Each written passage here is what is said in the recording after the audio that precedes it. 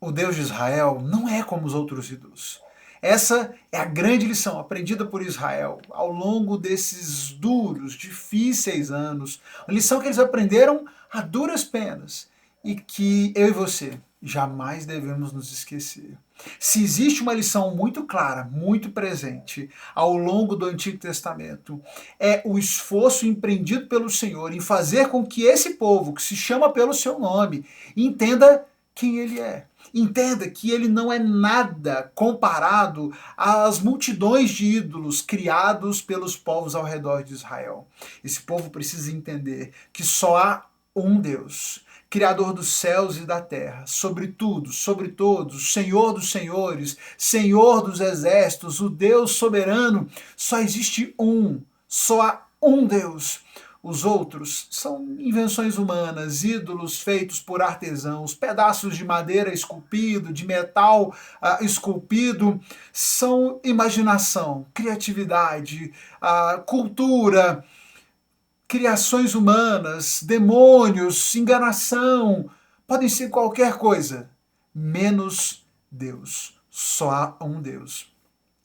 Essa foi a grande lição, esse foi o grande aprendizado obtido por Israel. Essa lição demorou para ser aprendida, custou caro até eles chegarem a esse ponto. Mas foi esse o grande propósito do Senhor em tudo isso que aconteceu, em todos esses acontecimentos, especialmente envolvendo a reta final do exílio e esses momentos que nós temos acompanhado ao longo dessas leituras. Se você for relembrar, se a gente for voltar a fazer a recapitulação da nossa leitura, você vai notar o seguinte: nós temos, e vamos voltar lá atrás, nós temos lá no livro de lá no Pentateuco, o Senhor deixa o povo ali na porta da terra. Né? O povo sai do Egito, o povo está ali, então, beirando a terra prometida. No livro de Josué, o povo toma posse dessa terra, a promessa é cumprida e nós temos o início da formação dessa nação. Mas logo no livro de Juízes, nós vimos o quanto esse povo que recebeu tantas bênçãos de Deus, que foi guiado, que foi cuidado, que foi sustentado por Deus de tantas formas, rapidamente, muito rapidamente, se esqueceu de Deus, se envolveu com os deuses, com os ídolos das outras nações ao redor. O livro de Juízes já nos apresenta isso de forma muito detalhada. A nação de Israel se perdeu nesse caminho. E aí nós viemos o livro de Juízes, né, todo esse período de Juízes cercado por isso. O livro dos reis, com pouquíssimas exceções de alguns bons reis, também nos demonstra uma grande jornada de afastamento progressivo e cada vez maior desse povo do seu Deus, do seu Senhor, a quem eles deveriam servir, especialmente depois da divisão do reino, rei após rei, principalmente no Reino do Norte e depois também no Reino do Sul. A nação de Israel, o reino de Israel, depois o reino de Judá, vieram se afastando, se perdendo, se envolvendo com os deuses esses, inclusive, que o Senhor, no início de tudo, no início da jornada, quando eles tomaram a terra, por isso a orientação de Deus era que eles destruíssem os povos ali, não adorassem aqueles deuses, deveriam se livrar de todos aqueles povos, de toda a herança daqueles povos, para constituir e construir ali um povo reservado, separado para o Senhor. Mas o povo desobedeceu, não cumpriu os mandamentos, as ordens de Deus, se misturaram com esses outros povos e essa jornada veio então conduzindo esse povo nesse caminho de afastamento, arrependimento, afastamento, arrependimento, afastamento, arrependimento, até que, por fim, diante da total depravação, diante do total esquecimento do povo, a paciência do Senhor se esgota. E o Senhor decreta, então, o cumprimento desse juízo. Esse povo havia claramente desobedecido a aliança que tinha feito com Deus. Descumpriu essa aliança foi rompida e, portanto, não tinha mais valor. O Senhor decreta o fim, estabelece que haverá uma nova aliança feita a partir dali. E aqui o que nós acompanhamos no livro de Isaías, no livro de Jeremias, né, nesses dois livros proféticos que nós já lemos, são esses anúncios de Deus. O Senhor decretando e declarando a esse povo: vocês se esqueceram de mim, ignoraram quem eu sou, ignoraram o quanto eu sou Deus e o único Deus, se misturaram com esses ídolos, abraçaram essas divindades loucas criadas pelos povos ao redor, muitos criados por vocês, e por isso agora vocês vão pagar o preço, mas vocês vão entender quem eu sou. Tanto que é interessante nós notarmos que é depois do período do exílio que de fato Israel consolida a sua noção de monoteísmo, de que só há um Deus. Esse conceito claro de que só há um Deus, de que todos os outros são ídolos, são imagens feitas por homens, são invenção e criação humana, isso só fica claro para o povo após o exílio, após todo esse sofrimento, após todo esse período. Antes, eles estão sempre ali flertando e cercando essas divindades, ora cedendo, ora voltando para o Senhor, ora se misturando de novo, mas a lição foi aprendida. E hoje, o que nós contemplamos nessa leitura, no capítulo 50 e 51 do profeta Jeremias, são as palavras finais, as últimas mensagens de Jeremias. O texto no final do capítulo 51 vai dizer isso, né? Aqui terminam as mensagens de Jeremias. Então, capítulo 50 e 51 nós temos essas últimas mensagens que vão falar sobre a condenação do Senhor sobre a Babilônia, a nação que foi usada por Deus como instrumento de juízo sobre Israel, sobre Judá e sobre todas aquelas nações ao redor, agora também receberá o seu juízo pela sua maldade, pelas suas perversidades. Agora chegou a vez da Babilônia, e os capítulos que nós lemos hoje vão falar sobre isso, sobre como o Senhor trará juízo sobre a Babilônia e usará então os reis da Média que vão se aliar e virão com seu grande exército de aliados batalhar contra a Babilônia. Então será a queda e a destruição definitiva da Babilônia.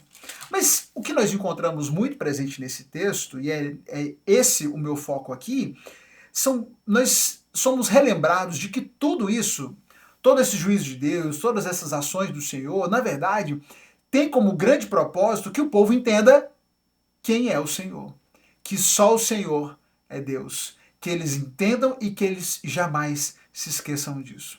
Isso fica evidente logo no começo, no capítulo 50, quando Jeremias anuncia a mensagem acerca da condenação, do juízo sobre a Babilônia, quando ele diz: anunciem a todo mundo, não escondam nada, levantem uma bandeira para proclamar a todos que a Babilônia cairá. Suas imagens e seus ídolos serão despedaçados. Seus deuses, Bel e Merodach, sofrerão completa humilhação. Porque do norte uma nação virá e trará tamanha destruição que ninguém voltará a habitar ali. Tudo desaparecerá, tanto pessoas como animais fugirão. Naqueles dias, naquele tempo, diz o Senhor, o povo de Israel voltará como o povo de Judá. Virão chorando e buscando o Senhor seu Deus. Perguntarão pelo caminho para Sião e voltarão para casa, e eles se apegarão ao Senhor numa aliança permanente que jamais será esquecida. Percebeu sobre o que se tratava, sobre o que se tratou todos esses acontecimentos? Era sobre fazer a nação de Israel, o povo de Judá, entender quem era o Senhor. E eles finalmente, quando a Babilônia receber o juízo sobre si, finalmente esse povo voltará de novo para Judá. Voltará como o povo de Judá. Virão chorando, virão buscando o Senhor, o seu Deus, e vão se apegar ao Senhor. Agora, numa aliança permanente, uma aliança que jamais será esquecida. E nesse processo, essas imagens, esses ídolos, esses deuses babilônios, que até aqui são os grandes vitoriosos, estavam sendo vistos como os grandes vitoriosos, afinal de contas, os deuses da Babilônia teriam dado a eles essa vitória sobre todas essas nações. Todos esses deuses serão destruídos, despedaçados, humilhados, sofrerão completa humilhação, quando o Senhor, então, deixaria claro quem é Deus. Deixaria claro que só existe um Deus. Percebe o que estava acontecendo aqui? O que aconteceu ao longo de todo esse processo? Jeremias continua anunciando, então, que virá esse grande exército de grandes nações do norte que vão unir forças para atacar a Babilônia e vão conquistar a Babilônia, é o que ele diz no verso 9 do capítulo 50. Ele segue falando sobre como isso seria uma ação, e por causa da fúria do Senhor, a Babilônia ficaria vazia, porque ela pecou contra o Senhor, e seria feito contra ela o mesmo que ela tinha feito contra outras nações. Isso é mencionado por 2 vezes nesse nosso texto daqui. Então, a Babilônia sofreria o mesmo que ela havia feito com outras nações. E por causa dessa espada que viria sobre a Babilônia, os inimigos da Babilônia, esses que estavam subjugados da Babilônia, poderiam então cada um deles voltar para suas terras. Naqueles dias, diz o Senhor, não se encontrará pecado algum em Israel nem em Judá, pois perdoarei o remanescente que eu preservar. O Senhor haveria então de perdoar esse remanescente que voltaria e com o qual ele restabeleceria agora essa aliança permanente que jamais seria esquecida. A Babilônia, que foi símbolo de força em toda a terra, agora o martelo de toda a terra está quebrada e despedaçada, está desolada entre as nações. O Senhor abriu seu arsenal e trouxe para fora as armas de sua fúria. Que aflição os espera, pois chegou o dia do castigo da Babilônia. Inclusive na destruição da Babilônia, e principalmente nessa destruição da Babilônia, o Senhor está demonstrando quem Ele é. Ele já demonstrou em tantos episódios, destruindo outras nações, outros inimigos, mas agora ele destrói a Babilônia, que era o grande inimigo, que havia destruído todos os outros e tomado todas as outras. Agora a destruição virá sobre a Babilônia, onde o Senhor vai despedaçar esse grande martelo que antes despedaçou toda a terra. Agora é a vez da Babilônia ser despedaçada e sofrer aquilo que ela fez com que outras nações sofressem. Um povo arrogante, o texto vai dizer, um povo insolente, que agora será castigado pelo Senhor, pelo único Deus. No verso 33 do capítulo 50, o texto diz, assim diz o Senhor dos Exércitos, o povo de Israel, o povo de Judá, o povo de Israel e o povo de Judá foram oprimidos. Seus captores os prenderam e não querem soltá-los, mas o seu Redentor é forte. Seu nome é Senhor dos Exércitos. Ele os defenderá e voltará a lhes dar descanso em Israel. O povo sofreu, o povo foi preso e os seus captores não querem soltá-los. Mas isso não interessa. Não interessa se a Babilônia quer ou não quer soltar o povo de Israel, porque o Redentor de Israel, ele é mais forte. Ele é o bastante, ele é o Senhor dos Exércitos e ele vai defender esse povo e por isso voltará a dar descanso para Israel. Percebe como o tempo todo o Senhor está afirmando e reafirmando quem ele é, a sua grandiosidade, o seu poder, a sua soberania. No versículo 38 do capítulo 50, o texto faz uma pergunta, por que isso tudo acontecerá? Por que isso tudo acontecerá? Porque toda a terra se encheu de ídolos e o povo está enlouquecido por eles. Tudo isso que aconteceu, todo esse processo se deu porque a terra se encheu de ídolos e o povo está enlouquecido, o povo estava enlouquecido por esses ídolos. Essa loucura, essa perdição nessa idolatria fez com que o povo de Israel se tornasse como as outras nações ao redor, se perdessem nos seus maus caminhos, praticassem as maiores maldades, as maiores perversidades, queimassem os próprios filhos em altares a ídolos feitos por suas próprias mãos. Mas o Senhor pôs um fim a toda essa barbaridade, pôs um fim a toda essa perversidade. E agora, ele dá um fim a essa loucura causada por toda essa idolatria que encheu a terra. Agora, de agora em diante, o povo de Israel não terá dúvida de que só existe um, o Senhor dos Exércitos, o Deus de Israel, e não é ninguém como ele. O texto continua dizendo que virá esse grande exército do norte, uma grande nação de muitos reis se levantam de terras distantes contra eles. E o Senhor diz no verso 44, expulsarei a Babilônia de sua terra e ali colocarei o líder que eu escolher. Pois quem é semelhante a mim? E quem pode me desafiar? Que governante pode se opor à minha vontade? Eu não só vou expulsar a Babilônia da minha terra, o Senhor está dizendo, como eu vou colocar lá o líder que eu quiser, eu vou escolher o líder e eu vou colocar lá, e ninguém vai contestar minha decisão, porque não há ninguém que pode me desafiar, não há ninguém que pode se opor à minha vontade. Mais uma vez o Senhor manifestando com clareza quem Ele é, o seu poder. Passando agora para o capítulo 51, verso 5, pois o Senhor dos Exércitos não abandonou Israel, nem Judá.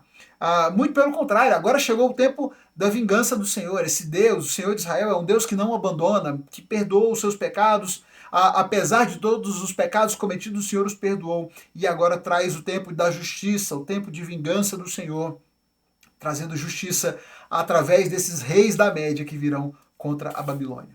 Ainda no capítulo 51, no verso 18, no verso 19, o texto diz assim, os ídolos são inúteis, são mentiras ridículas, No dia do acerto de contas, serão todos destruídos. Mas o Deus de Israel não é como esses ídolos. Ele é o Criador de todas as coisas, incluindo Israel, a nação que lhe pertence. Seu nome é Senhor dos Exércitos. Os ídolos são inúteis, mentiras ridículas. E no dia desse acerto de contas, ficaria claro que todos eles foram destruídos e que não há Deus como o Deus de Israel. Só há um, só existe o Deus de Israel, só um Senhor dos Exércitos. Todo o resto não passam de ídolos feitos por mãos humanas. Essa é a verdade presente em todos esses acontecimentos, a grande verdade ensinada pelo Senhor. Por isso o Senhor traz esse juízo sobre Israel, sobre essas nações, porque eles tinham sido tomados e haviam se perdido na sua idolatria. E nessa idolatria haviam se enlouquecido completamente por esses ídolos.